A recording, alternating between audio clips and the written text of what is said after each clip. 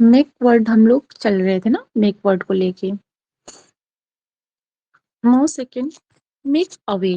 देखिए जब हम लोग इसको फ्रेजल वर्ब कंप्लीट कर लेंगे तो हम लोग उसके ऊपर प्रैक्टिस भी लेकर आएंगे। ठीक है, प्रैक्टिस भी करेंगे ताकि हम लोग आइडेंटिफाई करना सीख जाएं, उसके मीनिंग्स को पकड़ना सीख जाएं।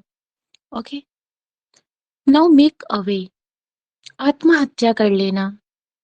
He made away with himself last night. Make away, आत्महत्या कर लेना। मेक फॉर, की ओर जाना। The lion made for the forest. Make for, की ओर जाना। मेक ऑफ, भाग जाना। The cat made off as soon as it saw the dog.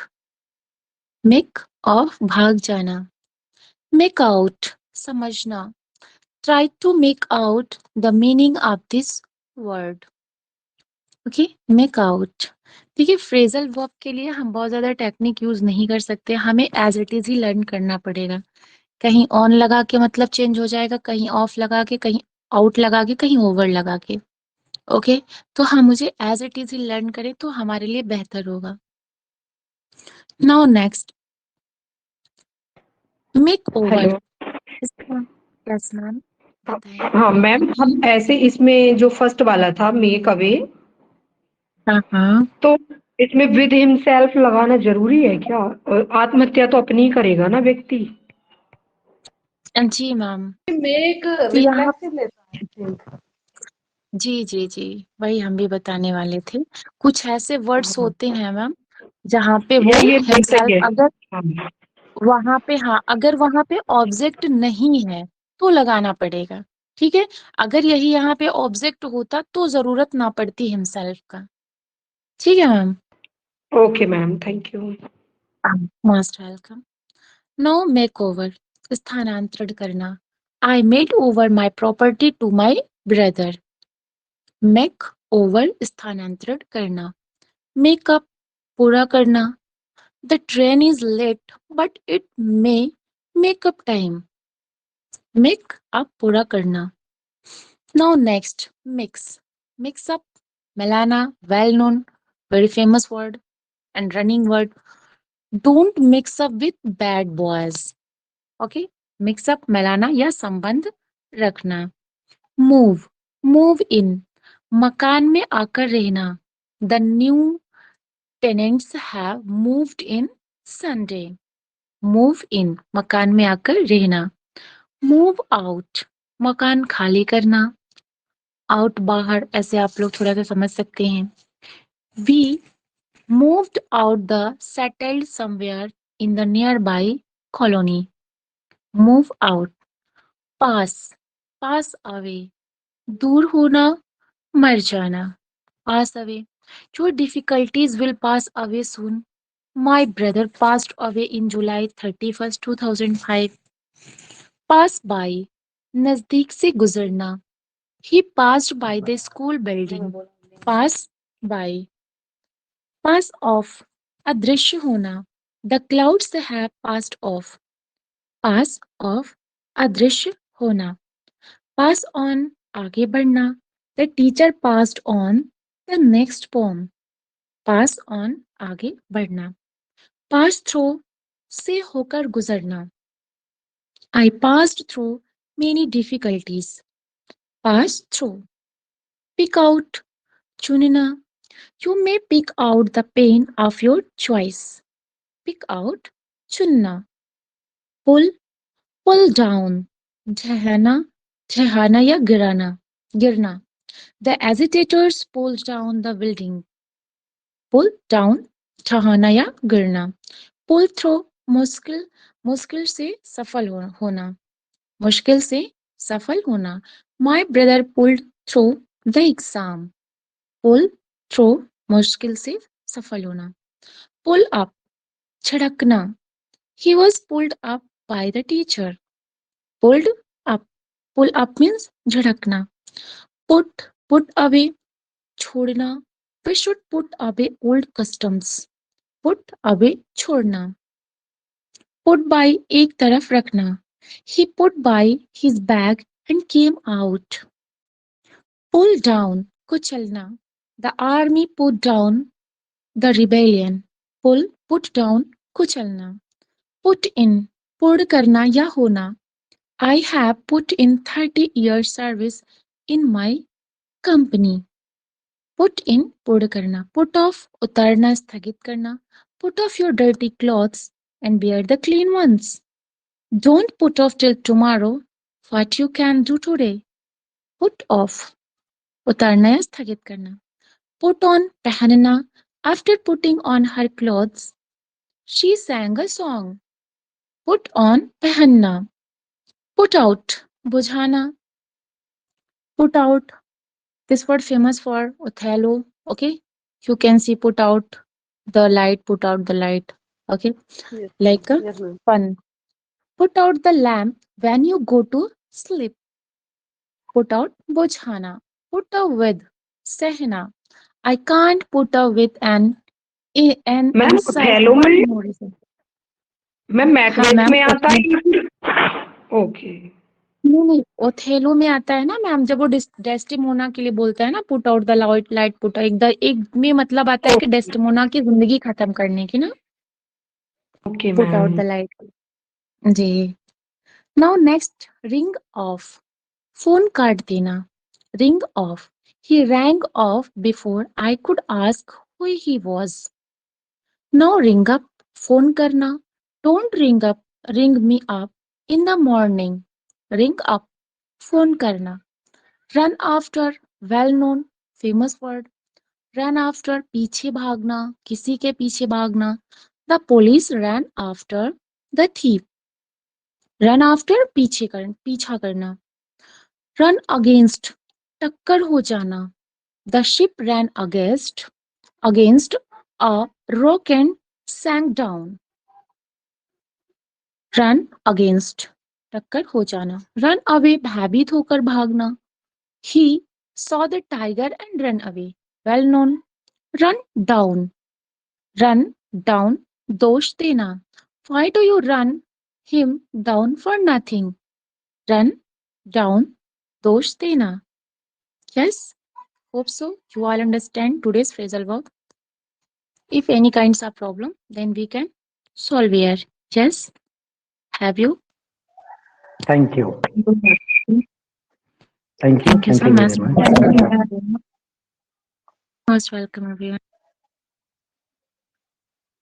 देखिए, फ्रेजल वर्ब एक ऐसा टास्क है हमारे इस पूरे एग्जाम कंपटीशन के नजरिए से कि इसको जितना किया जाए वो कम है, लेकिन जितना समय हम लोगों को इस 1 घंटे में मिल जा रहा है, इसमें हम छोटे छोटे टास्क के रूप में चीज़ों को लेकर चल रहे हैं और उम्मीद करते हैं कि आगे आने वाले समय में हम इसमें जो है समय और कुछ निकाल पाएंगे हम, और आगे जो है इसको हम कंटिन्यू करेंगे. आज जो है हम लोग हिस्ट्री पढ़ते हैं. हिस्ट्री में जो है क्या चल रहा है, क्या पढ़ रहे हैं हिस्ट्री में आप लोग? क्यों? सर न्यू क्लासिकल एज पूरी हो गई थी. न्यू क्लासिकल एज पूरी हो गई.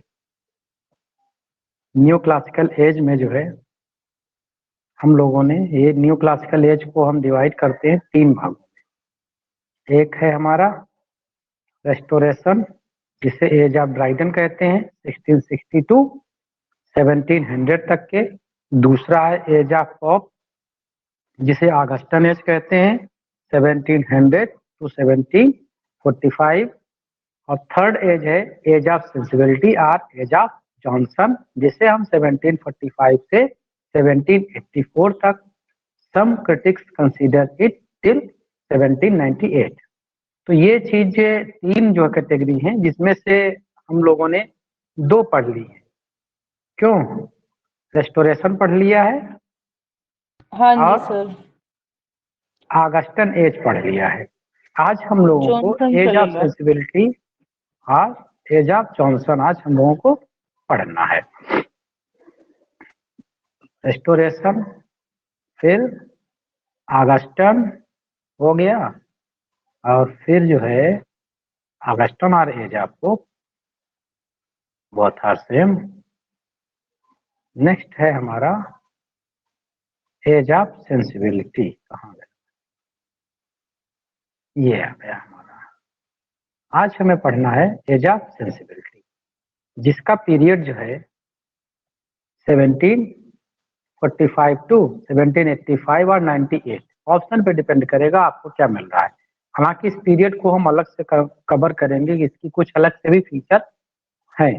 1985 टू 98 के बीच का जो पीरियड है, जिसे हम अगर मेजरली कवर करेंगे तो इसको 40 इयर्स है, बाकी 51 ईयर भी आपको मिल सकता है, तो उसे भी कंसीडर करेंगे। इसे हम एज ऑफ जॉनसन के नाम से भी जानते हैं। The age of sensibility is a term used to describe a period in English literature that emerged in the second half of the 18th century. ये दिमाग में बना लीजिए कि अब तक के जितना हम पढ़ते आए हैं न्यू क्लासिकल में, तो ये जनरली चीजें सब 18th सेंचुरी में ही चल रही है। It is often consider the transitional period between the rationality of the enlightenment and the romantic era. ये ट्रांजिशनल पीरियड भी इसे माना जाता है। हम इसको पे भी आज जो है डिस्कस करते हुए चलेंगे इसमें। The exact years encompassing the age of sensibility may vary depending on the different interpretations. It is generally considered to span from the 1760s to 1790s. ये आपके लिए इम्पोर्टेंट फैक्ट हो सकता है कि जनरली जैसे कि हम जो मानते हैं ईयर, ये तो 1745 से 1785 तक के मान लिए, लेकिन अगर इसे दशक पूछेगा, जनरली क्वेश्चन जो है दशक से बना है अब तक के जो है देखे हमने, अगर वहां से क्वेश्चन सेम रिपीट करता है, उसी पैटर्न को रिपीट करता है, तो 1760s टू 1790s ये ध्यान रखिएगा। फिर यहाँ पर कंफ्यूजन हो जाता है। जो लोग सिर्फ डेट याद किए हुए हैं 1745 से 1785-88 तक के, अगर ये दशक पूछ लेगा तो फिर वहां पर गलती होने के चांसेस ज्यादा बढ़ जाते हैं, इसलिए इसको हमने शामिल कर दिया। ध्यान रखिएगा 1760 से लेके 1790 के बीच की बातें करिए। This period saw the rise of sentimental novels. कौन कौन सी चीजें इसमें रेस होती हैं? Sentimental novels, poetry, essay that focused on human emotions. किस पे फोकस करते थे? ह्यूमन इमोशंस पे, सिंपैथी पे and the expression of inner thoughts and feeling. Lyric वगैरह यहाँ से जो है लिखी जाना चालू हो गई थी, जो कि अब रोमांटिक एज में बहुत ज्यादा चीजें आप पाते हैं। The term age of sensibility is often used interchangeably with the age of Johnson, the age of transition, the age of pre romantic. ये दो तीन नाम हैं जिस नाम से जो है आपसे क्वेश्चन बना सकता है। Age of Johnson, age of transition, age of pre romantic और एज ऑफ सेंसिबिलिटी। ये तीन चार नाम जो है हमें दिमाग में बना के रखने हैं। अगला जो है, अगर एक पॉइंट से हम बात करें, why age of sensibility is known as the age of Johnson and the age of transition and the age of pre romantic. इसे क्यों हम मानते हैं कि एज ऑफ सेंसिबिलिटी है और एज ऑफ जॉनसन है या फिर प्री रोमांटिक है या फिर ट्रांजिशन, इसे क्यों मानते हैं? एक एक करके हम इस चीज को हम समझते हुए चलते हैं आगे। देखिए सेशन इस समय बहुत ही इंपॉर्टेंट चल रहे हैं। आप भले चाहे जिस किताब से पढ़ रहे हो, चाहे जिस कोचिंग से पढ़े हो या सेल्फ स्टडी कर रहे हो, ये सारे फैक्ट एक जगह एकत्रित करना बहुत आसान काम नहीं। हालांकि हम भी किसी न किसी किताब से ही उठाए हैं, लेकिन ऐसा नहीं है कि मार्केट की किसी किताब को हमने पकड़ा और उसका सारा कुछ टाइप करके आपके सामने प्रेजेंट कर रहे हैं। ये भी नहीं कह सकते कि किसी कोचिंग का जो है मैटर हमने कॉपी पेस्ट किया है। हम भी कई कोचिंगों से जुड़े रहे, लेकिन वहां से हाँ हालांकि चीजें हमने बेस जरूर कहीं ना कहीं से लिया है, डिफरेंट बुक से बेस लिया है, जिसका जो मेजर सोर्स है हमारा वो अल्बर्ट का और विलियम जे लॉन्ग का ही है। कुछ ऑक्सफोर्ड का भी मैटर जो है हमने इसमें लिया है, लेकिन ये सारी चीजें जो फैक्ट वो एग्जाम के पॉइंट ऑफ व्यू से बहुत ज्यादा इंपॉर्टेंट है। बशर्ते आप लोगों के बीच में जो रख रहा हूँ चीजों को, यूं ही न जाया समझिएगा इनको कि भाई ऐसा फ्री में पढ़ा रहे हैं ये तो जो कुछ भी आएगा मन आएगा वो पढ़ा देंगे। इस चीज को आप इनको मैच करिएगा। अगर आप ट्रू एस्पिरेंट हैं तो आपके दिमाग में चीजें जा रही होंगी कि क्वेश्चन कहाँ से बनता है और कहाँ से क्वेश्चन बनने की प्रोबेबिलिटी है। हालांकि यूपी टीजीटी में बहुत ज्यादा हिस्ट्री से क्वेश्चन आपको इधर रिसेंटली नहीं मिले, आप प्रीवियस के क्वेश्चन उठा के देखिए कहाँ से बन रहे हैं। और अगर आप हिस्ट्री का देखना चाहते हैं कि किस तरह के क्वेश्चन बनते हैं, तो फिर आप हायर के पेपर देख लीजिए या यूजी नेट का लोअर लेवल के देख लीजिए, आपको पता चल जाएगा। तो चीजें जो है बहुत ही इंपॉर्टेंट है, इसीलिए बार बार कहता रहता हूँ कि लगातार जो है आप लोग जो बने रहिएगा हमारे साथ। दूसरी चीज एक ये भी है, अगर आप लगातार जुड़े हैं हमारे साथ, तो भले आप टीचर स्टूडेंट को का रिलेशनशिप ना माने, लेकिन एक जो है को लर्नर के रूप में मान सकते हैं। हम सब लोग को लर्नर के रूप में यहाँ पर एक रिलेशनशिप एक दूसरे से डेवलप कर सकते हैं। और हम इस चीज को बराबर वॉच करते हैं कि कौन साथी लगातार जुड़ रहे हैं, और जो साथी लगातार जुड़ रहे हैं हम भी बहुत अच्छी अच्छी चीजें और देने वाले हैं। हम आज जो है अभी जो जनरली जो करते आए हैं, एक टॉपिक पढ़ रहे हैं, टॉपिक के बाद जो है हम उस पर टेस्ट भी उसी दिन कर लेते हैं, और वो टेस्ट में ऐसे ऐसे क्वेश्चन हम शामिल कर रहे हैं जो एग्जाम ओरिएंटेड क्वेश्चन हैं, वो जो आपको ना ही किसी कोचिंग में मिलेंगे और ना ही किसी किताब में मिलने वाले हैं आपको। इवन इंटरनेट पे भी आप सर्च करके ढूंढते ढूंढते आप परेशान हो जाएंगे, एक क्वेश्चन हमारा बनाया वो आपको ढूंढने नहीं मिलेगा, क्योंकि सारे के सारे क्वेश्चन वो सेल्फ क्रिएटेड है, तो वो चीजें मिलने वाली नहीं। इतनी मेहनत हम कर रहे हैं, और ये सारी चीजें जो है हम उन साथियों को डेडिकेट करते हैं जो लगातार जुड़ रहे हैं। अगर आप ये सोच रहे हैं कि मैं काम कर रहा हूँ, आपके लिए कुछ चीजें हो रही हैं, तो फिर अगर मैं कर रहा हूँ तो आपसे भी बहुत सारी उम्मीदें मैं भी करता हूँ। आपसे उम्मीद बस उनमें से एक ज्यादातर यही रहती है कि आप लगातार जुड़े रहिए, ताकि चीजें जो है बहुत अच्छे से चलती रहे।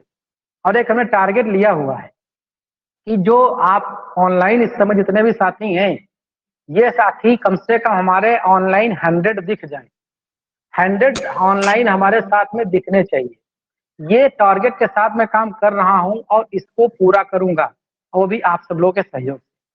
बस इसमें सहयोग चाहता हूं कि ये संख्या जितनी जल्दी हो सके आप लोग 100 तक के पहुंचाइए, और उसमें से जो लोग साथी हमारा कोऑपरेट कर रहे हैं इस हमारे लक्ष्य को पूरा करने में, हम उनको नोट्स से लेकर के अपने पर्सनल क्लास आईडी में भी जोड़ूंगा, अपने पर्सनल कन्वर्सेशन में उन्हें शामिल करूंगा, जो हमारी टीम का कन्वर्सेशन होता है, जो हमारी पर्सनल स्टडी स्ट्रेटजीज होती है उसमें भी शामिल करूंगा, और ये सारा कुछ उनके लिए हमारे डेडिकेटेड। तो चीजों को आप भी देखते रहिए, लोगों को बताते रहिए।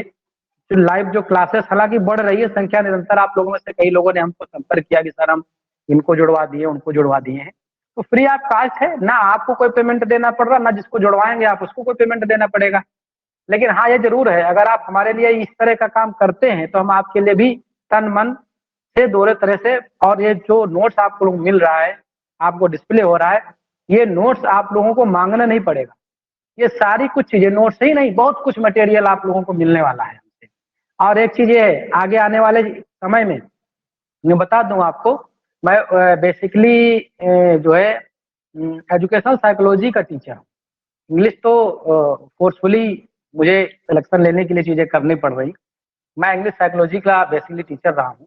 तो अभी जो ऐसा जो कि आयोग जो चल रही है सूचनाएं कि टेट और टेट ये जो है वो होने की उम्मीद है, या न्यू एजुकेशन पॉलिसी के हिसाब से जो है पेडागोजिकल पोर्शन जो है इसमें इंक्लूड किया जाएगा। तो ऐसी कंडीशंस अगर आती हैं तो कहीं जाने की जरूरत नहीं पड़ेगी। पेडागोजिकल पोर्शन जितना है आप लोगों का, वो सारा का सारा पोर्शन हमारे द्वारा आप लोगों का कवर करा दिया जाएगा। हाँ एक चीज दिमाग में बना लीजिए कि जैसे बिहार का आपका हुआ है, जो लोग साथी बिहार में सिलेक्शन लिए हैं, तो आप जानते होंगे कि वहाँ का स्टेट बीट करके वो गए हैं वहाँ पर। तो उसकी तर्ज पर अब जो है पूरे यूपी इंडिया में चीजें होने वाली हैं।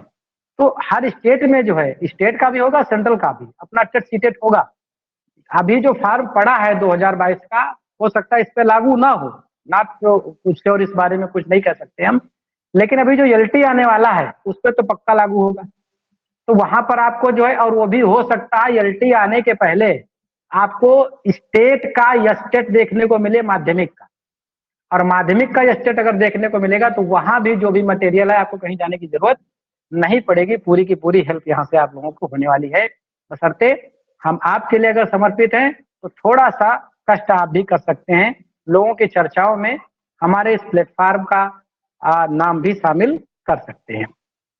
चलिए आगे बात करते हैं, क्या बात कर रहे थे, एज ऑफ सेंसिबिलिटी इसको क्यों कहते हैं। The term age of Johnson, the age of transitions and the age of pre-romantic are the sometimes interchangeably with the term age of sensibility to describe the some historical period in this literature। ये सारे के सारे जो एक same historic period को दर्शाते हैं, अलग अलग से कंफ्यूज होने की जरूरत नहीं है। अगर हम बात करें द एज ऑफ जॉनसन, क्यों इसको जॉनसन माना जाता है? The term refers to Samuel Johnson, one of the most prominent literary figures of the period. Samuel Johnson's influence and literary contributors were significant during the 18th century. सबसे पहले तो ये दिमाग में बना लीजिए कि जो एज ऑफ जॉनसन, जो सैमुअल जॉनसन है, 21 सेंचुरी के हैं, 18th सेंचुरी के हैं, कि उनके नाम से ही पूरी की पूरी एज ही बनी हुई है, तो इसको ज्यादा याद करने की कोई जरूरत है नहीं है। And he played the pivotal role of the shaping the literary landscape of the time। इसलिए जो है ये एज ऑफ जॉनसन माना जाता है। जैसे अभी हम लोग जो है रेस्टोरेशन में पढ़े तो वहां पर ड्राइडन एक प्रमुख कवि माने जाते थे, और जैसे हमने एज ऑफ जो ऑगस्टन एज पढ़ा उसमें जो है पोप जो है एक बहुत इसका प्रभाव था उनका। ऐसे ही जब हम सेंसिबिलिटी में आते हैं तो यहाँ पर सैमुअल है तो इनके नाम से जो है एज जो है पड़ गई। अब आगे बात करते हैं तो एज ऑफ ट्रांजिशन इसे क्यों बोला जाता है? This term is, am I audible? मैं कनेक्ट हूँ, सुन रहे हैं आप लोग सब लोग? Yes sir, yes sir. चलिए ठीक। The age of transition, this term highlights the transitional nature of the period. It marks a shift from the new classical ideal of the enlightenment to the emerging romantic sensibility. मतलब इस समय जो इसके पहले जो neo classical as है जिसको हम पढ़ रहे हैं, इसमें ज्यादातर मॉरलिटी रीजन की बात करी जाती है, जबकि जो रोमांटिक पीरियड है, रोमांटिक पीरियड में जो है खुद की भावनाओं को व्यक्त करने का ज्यादा जो है ट्रेंड लिटरेचर में रहा। तो वहां पर जो है खुद को रिप्रेजेंट करना ज्यादा अच्छा माना जाता था लिटरेचर में। तो यहाँ से मॉरलिटी से लेकर के जो खुद को रिप्रेजेंट करने वाली चीजें हैं वहां तक के चेंज हो रही, यहाँ से चीजें वहां पर एंट्री कर रही, इसलिए जो है इसको जो है ट्रांजिशन पीरियड जो है माना जाता है। During this times there was a gradual move away from strict adherence to reason and rationality with an increasing emphasis on emotions, individual experiences and the personal expression. यहाँ पर जब बात करी जाती थी रीजन की और मॉरलिटी की, रैशनैलिटी की, वहां से चीजें निकल के कहाँ जा रही हैं? इस चीज पे इमोशंस पे जा रही हैं, इंडिविजुअलिज्म पे जा रही हैं, एक्सपीरियंसेस पे जा रही हैं, खुद के अनुभव लोग डिपिक्ट कर रहे हैं अपनी राइटिंग में, पर्सनल एक्सप्रेशंस जा रही हैं, तभी जो है लिरिक्स ज्यादा जो है लिखी जाना स्टार्ट हो गई। तो यहीं से लिरिक्स भी ज्यादा स्टार्ट हुई है और रोमांटिक में एक अच्छा खासा जो है उनका योगदान रहता है। अगला है the age of pre romantic. क्यों मानते हैं भाई इसको? The term emphasizes the proximity of the era to the romantic moment that would follow. The age of sensibility can be seen as a precursor of the romantic era. ये दिमाग में बना लीजिए, precursor of romantic era। ये question यहाँ से पूछा जा सकता है। आपने प्रीवियस अगर पढ़े हैं, कोई भी बुक पढ़े हो, वहां पर आपको इस तरह का क्वेश्चन मिला होगा, लेकिन वहां पर जो है प्रिकर्सर के नाम पर कुछ राइटर नाम लिखा मिला होगा आपको, ये राइटर को किसे जो है रोमांटिक एरा का प्रिकर्सर माना जाता है। तो वही राइटर होंगे इसमें जो सारे के सारे सेंसिबिलिटी में आते हैं राइटर, वो सारे के सारे जो है प्रिकर्सर ऑफ रोमांटिक एरा के राइटर माने जाएंगे। हम सारे के सारे आगे पढ़ने वाले हैं। बाकी अगर एरा पूछ लिया जाए कि विच era is called precursor of romantic as, तो आपका एज ऑफ सेंसिबिलिटी होगा या एज ऑफ जॉनसन होगा। अगला है and the sensibilities that would come to characterise romantic literature, the focus on emotions, nature, individual objectivity. The age of sensibility set the stage for romantic emphasis on imagination, passion and supernature. अब यहाँ पर चीजें जो है ये romanticism की बात बताई गई है कि जो यहाँ से चीजें निकल करके एक प्लेटफॉर्म तैयार कर दिया सेंसिबिलिटी, एज ऑफ सेंसिबिलिटी ने रोमांटिक एज के लिए, जहां पर जो है क्या दिखाई जाती थी? इमेजिनेशन की बात थी, पैशन की बात थी और सुपर नेचुरल की। Rime of ancient mariner by S T. Coleridge आप देख सकते हैं रोमांटिक एज में। ये सारे टर्म्स जो है रोमांटिक एज में आपको ले जा रहे हैं एज ऑफ सेंसिबिलिटी से। आगे what are the feature of the age of sensibility. Age of sensibility के क्या क्या फीचर थे भाई? ये तो न्यू क्लासिकल, जैसे जनरली क्वेश्चन आपने पूछा देखा होगा कि रोमांटिसिज्म इज रिस्पॉन्स अगेंस्ट, तो किसके अगेंस्ट आता है? तो ये जो है वो आंसर आपको मिलता है कि नियो क्लासिसिज्म के। तो नियो क्लासिसिज्म आखिर है क्या, और फिर रोमांटिसिज्म आखिर है क्या, ये आप हम नहीं जाने और सिर्फ रट लिए ऐसे कि किसके अगेंस्ट है, नियो क्लासिकल के। भाई वहां पर रैशनैलिटी दिखाई जाती थी नियो क्लासिकल में, मोरलिटी दिखाई जाती थी, टीचिंग की बात करी जाती थी, जो पुराने नियो ग्रीक और रोमन्स थे उनको इमिटेट किया जा रहा था, उससे निकल करके खुद को रिप्रेजेंट करना, इमोशंस को रिप्रेजेंट करना, नेचर को रिप्रेजेंट करना, सुपर नेचुरल चीजें रिप्रेजेंट करना, ये रोमांटिक चीजें थी। तो ये चीजें जब आगे आ गई तो रोमांटिक में आ गया, और इसके बीच के पीरियड को जो है हम ट्रांजिशन पीरियड मानते हैं। अब ट्रांजिशन पीरियड के फीचर क्या क्या है? Number 1, emphasis on the emotion and sentimental. यहाँ पर जो है सेंटिमेंटल और इमोशंस को जो है ज्यादा जगह दी गई। जैसे कि थीम कौन कौन सी लिखी जाती थी? Love, compassion, sympathy and expression of personal feeling. ये जो है एज ऑफ सेंसिबिलिटी के फीचर हैं, और ये फीचर से क्वेश्चन जो है बनने की प्रोबेबिलिटी है। इसलिए अब वन लाइनर के चक्कर में ज्यादा पढ़ने वाला साहब है नहीं। जो टफ लेवल आ रहा है तो सिर्फ जो है मार्केट के अवेलेबल बुक्स से पढ़ करके चीजों को कर पाना बहुत आसान नहीं होगा। इसलिए या तो खुद काम करिए या फिर हमारे साथ लगातार बने रहिए, चॉइस आपकी। फोकस ऑन इंडिविजुअल एक्सपीरियंसेस, खुद के एक्सपीरियंस से। हालांकि ये फीचर आपको रोमांटिक एज में भी मिल जाएगा, फोकस ऑन इंडिविजुअल एक्सपीरियंसेस, लेकिन ये एज ऑफ सेंसिबिलिटी का भी है। ये निर्भर करेगा मोड ऑफ क्वेश्चन की, क्वेश्चन कैसा जो है आपसे पूछा गया है। अगला जो है celebration of sensibility and sensitivity. Celebration of sensibility and sensitivity तो तुरंत पकड़ लेंगे कि भाई एज ऑफ सेंसिबिलिटी का बात कही जा रही है। अगला फीचर है critique of reason and rationality. ये जो एज थी इसमें जो रैशनैलिटी थी, जो रीजन दिखाया जाता था पहले न्यू क्लासिकल के में, जो रेस्टोरेशन रहा, एज ऑफ पोप रहा, तो उसमें यहाँ से उसका क्रिटिसिज्म चालू हो गया था। अब आपसे पूछा जाएगा कि क्रिटिसिज्म, क्रिटिक्स जो है जनरली जो रोमांटिक पीरियड के राइटर्स थे वो करते थे इसका, लेकिन ये रोमांटिक पीरियड के अलावा अगर कोई करता क्रिटिसिज्म था नियो क्लासिकल का, तो वो फिर नियो क्लास यही जो सेंसिबिलिटी एज के जो राइटर थे यहीं से स्टार्ट हो गया था। इस चीज को ध्यान रखना है। वैसे जनरली तो रोमांटिक एज के लोग इसको क्रिटिसाइज करते थे। आगे exploration of the nature and sublimity. अब सब्लिमिटी जो है ये भी रोमांटिक एज का फीचर है, लेकिन ये स्टार्टिंग एज ऑफ सेंसिबिलिटी से होने लगती है। सेंटिमेंटल नॉवेल्स एंड सेंटिमेंटलिज्म, ये जो है इसका एक फीचर था, अभी हम इसके पहले भी बात कर चुके हैं।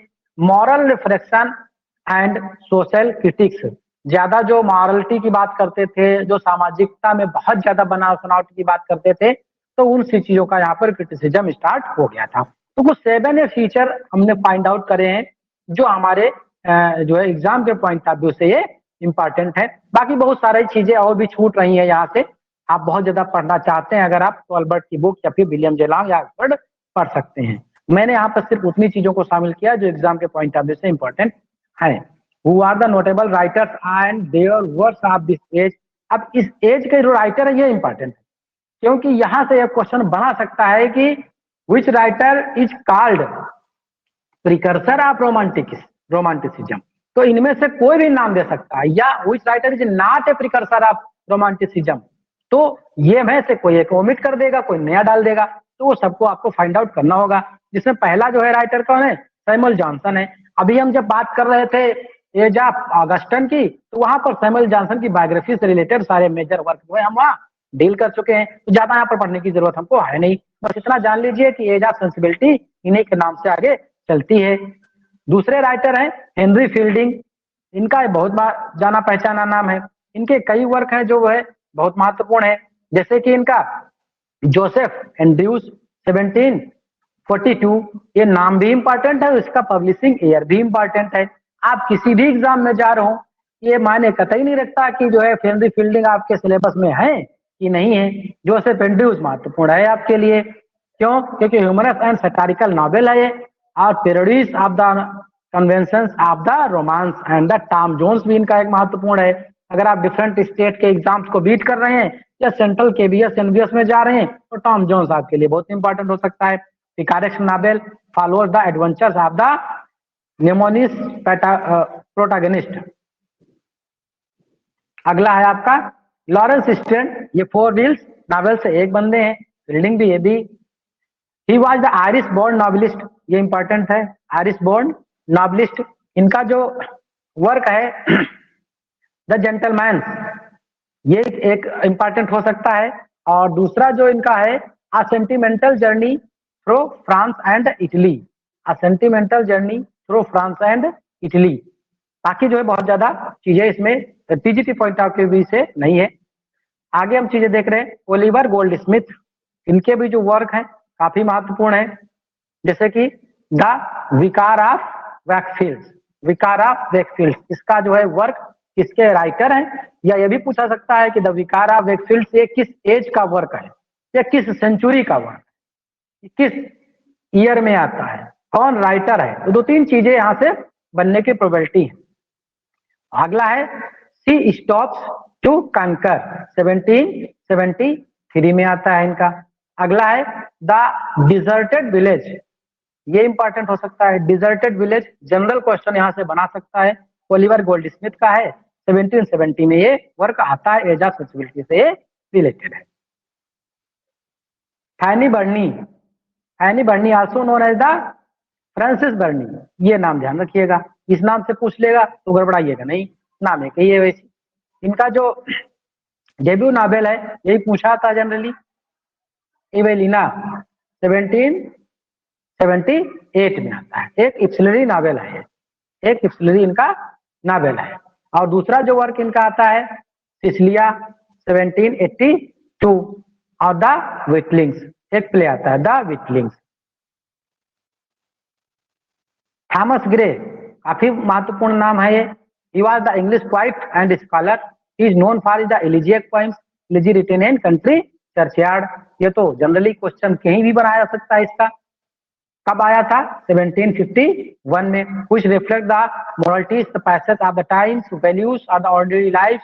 Grace poetry often exhibited the contemplative melancholic sensibility. melancholic sensibility है, ये ध्यान रखिएगा, पूरे इसमें एज ऑफ सेंसिबिलिटी में इनको melancholic राइटर माना जाता है और ग्रेवयार्ड पोएट भी इन्हें माना जाता है। James Boswell, he was a Scottish lawyer and writer, ध्यान रखिएगा, लॉयर भी writer. The life of Samuel Johnson, इनका एक मेजर वर्क है, ये काफी इंपॉर्टेंट है, बाकी इतना नाम ध्यान रखते चलिए बस। Edward Young, he was an English poet, dramatist. अब आपके दिमाग में आता है कि हम स्किप क्यों कर रहे हैं, पूरा टेक्स्ट क्यों नहीं पढ़ रहे हैं, और जितनी चीजें इंपॉर्टेंट है इस टेक्स्ट में वही चीजें हम हिंदी में कुछ बोल जा रहे हैं, कोई चीज में लिखी हुई है, और दूसरी चीजें कुछ अगर हम स्किप कर रहे हैं, अगर समय मिला मुझे तो अगर हम टीजीटी और जीआईसी के पॉइंट ऑफ व्यू से अपने हम इस नोट्स को पूरा पढ़ेंगे तो यही नहीं, इसमें बहुत सारी चीजें और ऐड करके हम इसको हिस्ट्री को पढ़ेंगे। हर एक एग्जाम का अपना पैटर्न होता है, टीजीटी का अलग है, जीआईसी का अलग है, हायर का अलग है, नेट का अलग है। हम टीजीटी के पॉइंट ऑफ व्यू से यहाँ चीजें कवर कर रहे हैं, इसलिए उतनी ही कवर कर रहे हैं जितनी की टीजीटी पॉइंट ऑफ व्यू से इंपॉर्टेंट है। Edward Young, he was an English poet, dramatist and literary critics. इनका जो वर्क है द कंप्लेंट और the night thought on the life and death and morality 1742 to 1755, ये ज्यादा इंपॉर्टेंट है इनका, बस यही पूछा सकता है कि इनका वर्क ये किसका है, द कंप्लेंट और द नाइट थॉट, ये किसका है, on the death and morality, ये वर्क किसका है, एडवर्ड यंग का, बस इतना ध्यान रखिए। एनालिटिसा, क्या बोलेंगे इसको, लिटिसा, जो भी बोलिए। Barbauld, he was an English poet, essayist, children writers, ये चिल्ड्रन राइटर में पूछे जाते हैं, हालांकि ये इसमें टीजीटी में तो नहीं इस तरह क्वेश्चन बने, लेकिन केबीएस में और नेट में क्वेश्चन इस तरह के बन गए, केबीएस और एनबीएस में क्वेश्चन इस तरह के मिले हैं, नेट में ज्यादा नहीं मिले। इनका जो वर्क है राइट ऑफ वुमेन, ये ज्यादा इंपॉर्टेंट है, 1792 में, क्योंकि ह्यूमन राइट्स की ज्यादातर बातें चलती हैं, अगर कोई लेडीज एग्जामिनर है तो आपको ये क्वेश्चन यहाँ से बना सकती है, क्योंकि जो ये बारबॉल मैडम थी, ये जो है जेंडर इक्वलिटी की बहुत बात अपने वर्ष में समाज में चाहती थी कि मेल और फीमेल में ज्यादा इतना जो डिस्टेंस है, गैप है, वो इतना नहीं होना चाहिए। और ये वुमेन एजुकेशन को काफी इम्फेसाइज करती थी अपने वर्क में, और इसके पक्षधर भी थी कि वुमेन्स को जो है पैरेलल एजुकेशन मिलनी चाहिए जितने की लड़कों को या मेंस को मिलती है। अगला है सैमुअल रिचर्डसन। इनका मोस्ट फेमस वर्क आपका Pamela or the virtue of rewards. ये दोनों इसके टाइटल याद रखिएगा, 1740 में आता है पामेला वर्च्यू ऑफ रिवार्ड्स। एक इनका वर्क है क्लेरिसा। जनरली ये खूब पूछा गया है, पामेला खूब पूछा जाता है। अगर इनका दूसरा वर्क चिपकाएंगे तो क्लेरिसा से चिपका सकता है। हिस्ट्री ऑफ यंग लेडी 1748 में आता है। The history of sir Charles guardian grandson, Charles grandson 1753।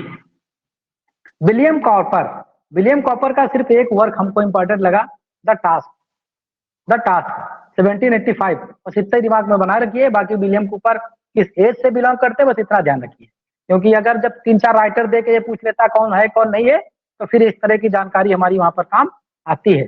आगे जो वर्क राइटर मिल रहे हैं विलियम ब्लेक, ये तो बहुत ही खतरनाक प्राणी है, बहुत ही क्रिटिसिज्म किए हैं, और शेक्सपियर के 2-3 क्वेश्चन यहाँ से बन जाते हैं। मतलब बन नहीं जाते, मतलब ऐसा लगता है कि 2-3 क्वेश्चन ऐसे हैं इनके जो शेक्सपियर से रिलेटेड वहां पर बन सकते हैं। He is indeed the notable writers associated with the age of sensibility। लेकिन ये रोमांटिक एज में काफी धमाल मचाते हैं। He was the pre-romantic poet। Generally इनको प्री रोमांटिक पोइट माना जाता है, लेकिन रोमांटिक पोइट्री भी इनकी है। और way the romantic poetry for the coming years. Black writing का आर्टिस्टिक क्रिएशन वर डीपली इमेजिनेटिव थी इनकी राइटिंग। जाहिर सी बात है इमेजिनेटिव है तो रोमांटिक पीरियड का इनका फीचर है। Explore the theme of the spirituality, mysticism and the human condition को जो है अपने वर्क में डिपिक्ट करते थे। इनके जो है नोटेबल राइटिंग्स जो है देख लेते हैं इनका। Song of innocence of experiences, a collection of poetry, ये इंपॉर्टेंट है। सॉन्ग ऑफ इनोसेंस ये पूछा गया है किसका है, and experiences collection of poetry है। Marriage of heaven and hell, कई बार ये पूछा गया है work, marriage of heaven and hell. Jerusalem कम पूछा गया इसलिए इंपॉर्टेंट है। The emanation of the giant Albion, giant Albion character पूछा गया है, तो ये ध्यान रखिएगा विलियम ब्लैक से रिलेटेड है। Blake's unique blend the poetry visual arts made are the significant figure both the literature and the visual age of sensibility. His works reflect the period, emphasis on the individual experiences, emotions, exploration of the spiritual and the philosophical चीजें जो है अपने work में depict करते थे। Song of innocence,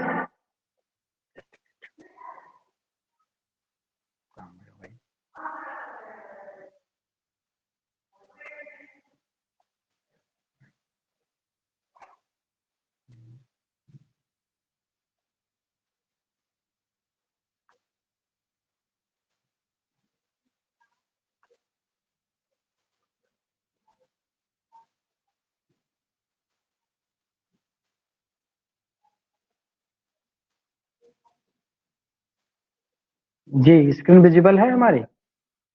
yes sir. कुछ गड़बड़ हो गया था।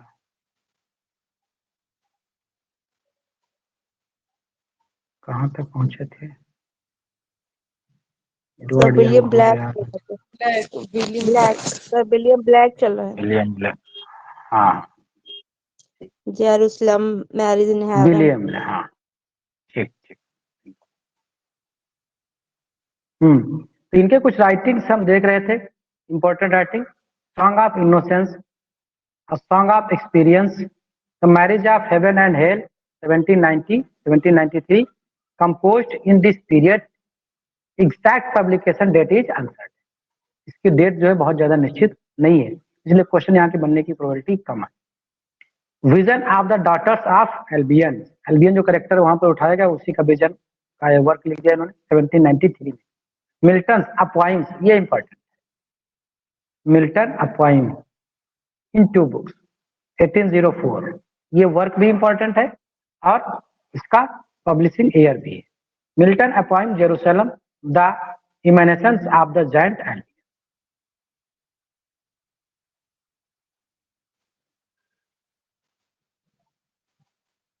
अगला है एग्रीज ऑफ इनोसेंस। इनोसेंस वाली चीजें आ जाए तो फिर दिमाग में बनाइए कि ये वही होंगे।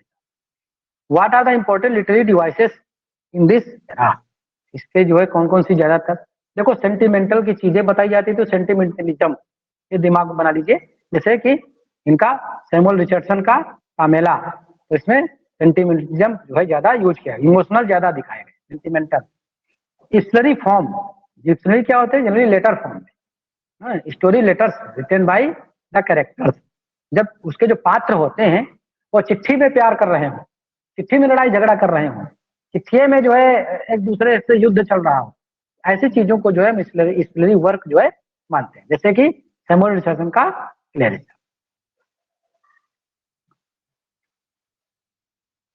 Pathos, pathos is an upon order of the emotions often. ये सारी चीजें जो है हम वहां भी कवर करेंगे जब हम लिटरेरी टर्म्स पढ़ेंगे। फीलिंग्स एंड पिटी सिंपैथी, ये सारी चीजें दिखाई जाती हैं, उस चीज को जो है हम पैथोस मानते हैं। जैसे ओलिवर गोल्डस्मिथ का द विकार ऑफ वेस्टफील्ड, ये वर्क इंपॉर्टेंट है। नेचुरल इमेजरी, हालांकि ये फीचर जो है, ये टर्म पूरा जो है रोमांटिक एज में ज्यादा यूज किया जाता था, लेकिन ऑप्शन में अगर एज ऑफ सेंसिबिलिटी है या सेंसिबिलिटी का कोई राइटर दे करके पूछा गया है तो ये चीज ध्यान रखिएगा, क्वेश्चन थोड़ा लेवल का बन सकता है। मेलोड्रामा, मेलोड्रामा जनरली तो ये एलिजाबेथन एज में खूब यूज किया गया, लेकिन एज ऑफ सेंसिबिलिटी में भी यूज किया जाता था।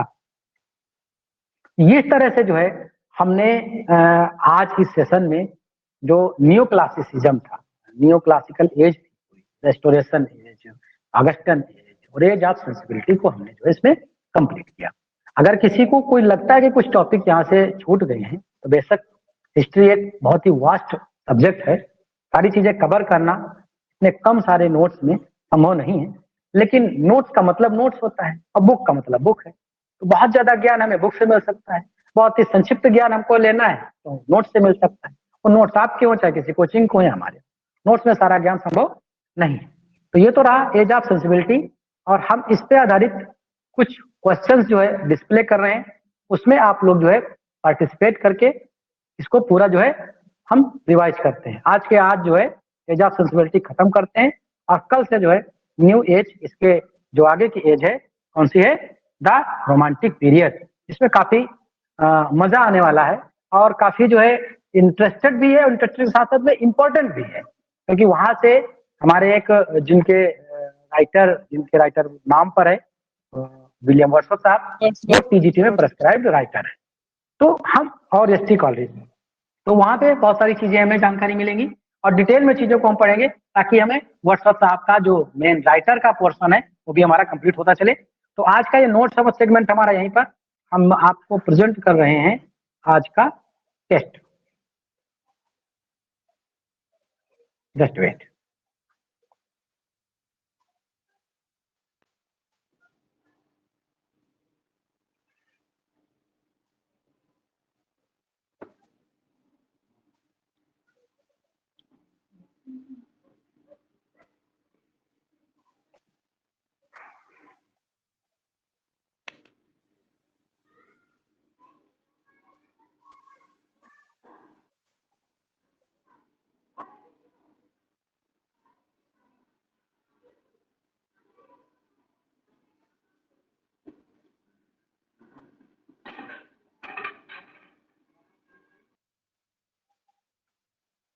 हमारी स्क्रीन विजिबल है? Yes sir. जी तो चलिए भाई, लगभग 20 के करीब में क्वेश्चन है, फटाफट जो है आप लोग जो है जवाब देते जाइए, ताकि समय रहते जो है चीजें हो पाए। रिकॉल करिए जो चीजें पढ़ी हैं आपने। What is the age of sensibility, क्या है? Transitional period between the sir B, a transitional period between transitional enlightenment period and between the Enlightenment and Romantic era. Enlightenment and romantic era. Era. Option B is correct, B. है ना? बहुत सही। जी sir. When is the age of sensibility generally considered to stand? सी 1745 से 85। 60s to sir A 90s sir A 90s सी होगा। हालांकि जो era है इसका, देखो ये जो 45 है, 45 से 85 ये है, लेकिन 85 के साथ साथ में कुछ लोग जो इसको 98 तक भी ले जाते हैं, समझ रहे हैं? तो 85 और ये दोनों अगर आ जाएं तो इस पे जाएंगे, ये नहीं होगा तो इस पे जाएंगे, समझ रहे हैं? सर। और वैसे भी generally consider to spam form पूछा है ना, तो वो 60s to 90s है। अब स्पेन फॉर्म है तो फिर यही होगा। क्वेश्चन के मोड पे भी आपके निर्भर करता है कि आंसर क्या आपको देना। Why is the age of sensibility also known as the age of Johnson? Samuel B Johnson option was Samuel a Johnson prominent prominent literary figure figure with significant influence. significant बहुत सही, influence बहुत सही, भी होगा। What does the term the age of transition significantly? B option. B sir option. A B transition from ball neoclassical ideas ideas to Emerging romantic sensibilities.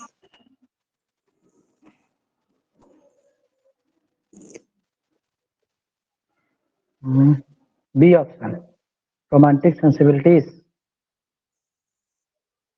सही। Yes, sir.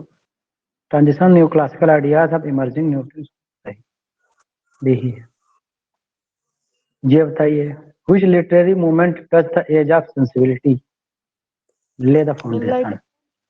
Enlightenment, sir. A option is right. Which literary movement does the age of sensibility lay the foundation for? Romantic. enlightenment हो जाएगी sir. enlightenment. Enlightenment, sir. Enlightenment की कोई as है?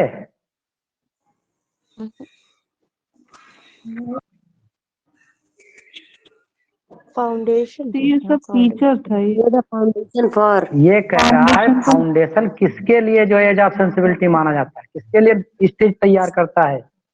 Romantic romantic question समझिए भाई, romanticism के लिए तैयार करता है ना, तो रोमांटिक एज हो जाएगी।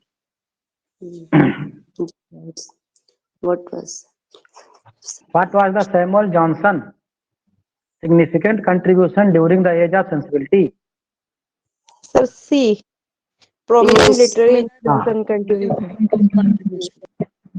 बहुत सही, बहुत सही। इसी तरह से लगे रहे अगर आप लोग तो हिस्ट्री से कोई क्वेश्चन छोड़ेंगे नहीं, सारे के सारे पकड़ लेंगे, पकड़ के जो है उनको सिलेक्शन तक ले जाएंगे। ऐसा छोड़ेंगे नहीं जब तक सिलेक्शन नहीं हो जाएगा। ये तो पढ़ा था अभी, किसका है? C option. Funny बनने गिबेलिना। बहुत सही, अभी तो पढ़ा हम लोगों ने। फैनी बर्ने। बेकारा पेड़ से पढ़ा था ओलिवर गोल्ड स्मिथ। विकार ऑफ इन्हीं के बारे में शायद नहीं लिखा था डॉक्टर जॉनसन ने अपनी डिक्शन वो लाइव्स ऑफ पोएट्स में। हाँ, कल मैम ने बताया था। हाँ सही सही। राइट। अगला बताइए। Thomas Gray. Thomas Gray. Thomas elegy graveyard, Thomas Gray, बहुत सही। Last contribution, pioneered the romantic poetry movement. Pioneer the romantic movement, poetry movement. हालांकि इसमें जो है और राइटर अगर ब्लैक के अलावा क्वेश्चन बना करके किसी दूसरे राइटर को भी दे दे तो फिर उस चीज को भी ध्यान रखिएगा, जितने राइटर हमने पढ़ा है ब्लैक पे ही सुई नहीं टिकी रहनी चाहिए। लेकिन यहाँ ऑप्शन में ब्लैक से पूछा गया तो वही। द टास्क नहीं है सर। द टास्क नहीं है सर। टास्क किसका है? टास्क टास्क टास्क किसका है? सारे थॉमस का क्या है? हम भी बोल रहे हैं।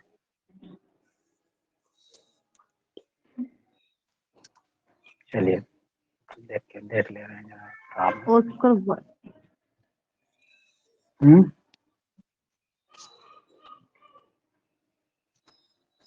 टास्क एक है, अभी तो हमने बताया विलियम था इनका कॉपर का टास्क क्या? एक है। विलियम कॉपर का sir.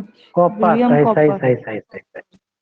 William the Cowper, task billion cup task William Cowper. 1785 last में कहता है age of sensibility.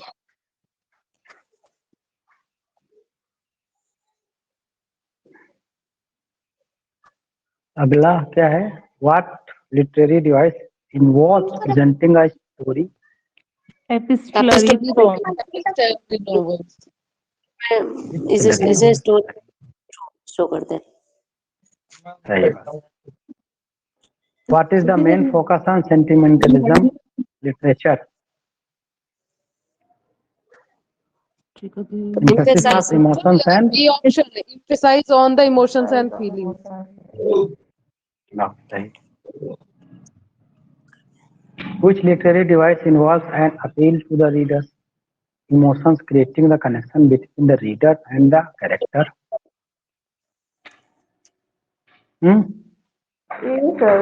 Sentimentalism. Sentimentalism. Who wrote the novel Clarissa? Richardson. Samuel Richardson. Watson. Samuel Richardson.